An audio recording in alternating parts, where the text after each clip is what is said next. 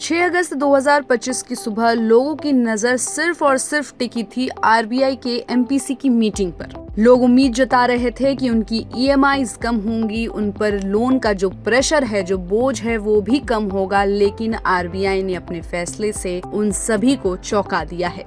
दरअसल 6 अगस्त 2025 को आरबीआई ने अपनी रेपो रेट को 5.5% पर फिक्स रखा, यानी ना कोई कटौती और ना कोई बढ़ोतरी। ये वही टाइम है जब अमेरिका की तरफ से इंडिया को टैरिफ लगाने की धमकी भी मिल रही है और पूरा माहौल थोड़ा टेंशन में है। अब आरबीआई ने ऐसा फैसला क्यों लिया? देखिए, क्योंकि पिछले कुछ महीनों में आरबीआई ने पहले ही रेट्स कम किए हैं। जून में 0.50% की कटौती हो चुकी थी। अब आरबीआई का कहना है कि पहले से जो रेट कट्स किए गए हैं उनका असर धीरे धीरे मार्केट और लोगों तक पहुंच रहा है, तो फिलहाल और बदलाव करने की जरूरत नहीं है। ऊपर से इन्फ्लेशन जो जून में सिर्फ 2.1% था, वो अभी काफी कंट्रोल में है। लेकिन आरबीआई को लग रहा है कि फेस्टिव टाइम के आसपास महंगाई फिर बढ़ सकती है, इसलिए वो कोई रिस्क नहीं लेना चाहते हैं। दूसरी तरफ ट्रंप ने इंडिया को 25% तक टैरिफ लगाने की धमकी दी है और वजह है इंडिया का रूस से तेल और डिफेंस डील करना। अगर ये टैरिफ लगाते हैं तो इंडिया के एक्सपोर्ट पर नेगेटिव असर पड़ेगा, खासकर टेक्सटाइल, स्टील और फार्मा जैसी इंडस्ट्रीज को झटका लग सकता है। आरबीआई को डर है कि इससे इंडिया की ग्रोथ पर ब्रेक लग सकता है, इसलिए उन्होंने अभी वेट एंड वॉच वाला मूड रखा है। इस फैसले के बाद मार्केट में थोड़ा उतार चढ़ाव देखा गया। सेंसेक्स करीब 200 पॉइंट नीचे गया और निफ्टी 24,600 के नीचे चला गया। स्मॉल कैप और मिड कैप स्टॉक्स में भी गिरावट आई।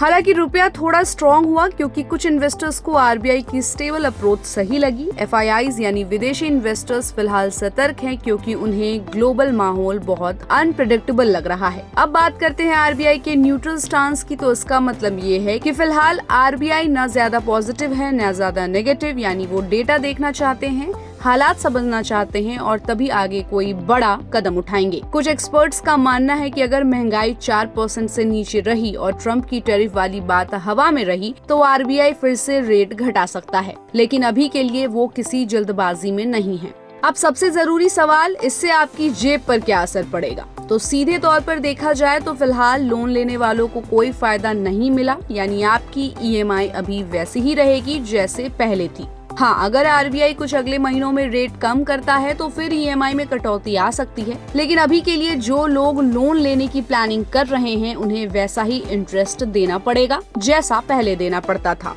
तो कुल मिलाकर आरबीआई का ये फैसला काफी बैलेंस्ड रहा। उन्होंने ना कोई रिस्क लिया, ना कोई पैनिक दिखाया, बस शांत दिमाग से डेटा को समझा, ग्लोबल सिचुएशन को देखा और एक स्ट्रॉन्ग मैसेज दिया कि इंडिया की इकोनॉमी को स्टेबल रखने के लिए वो हर कदम सोच समझ कर उठाएंगे। अब सबकी नजर इस पर है कि क्या अमेरिका अपने टैरिफ की धमकी को सच में बदलता है और तब आरबीआई अगला क्या करता है। तो आरबीआई के इस फैसले पर हमें अपनी राय आप कमेंट बॉक्स में दें और ऐसी अपडेट्स के लिए keep watching and subscribe good returns.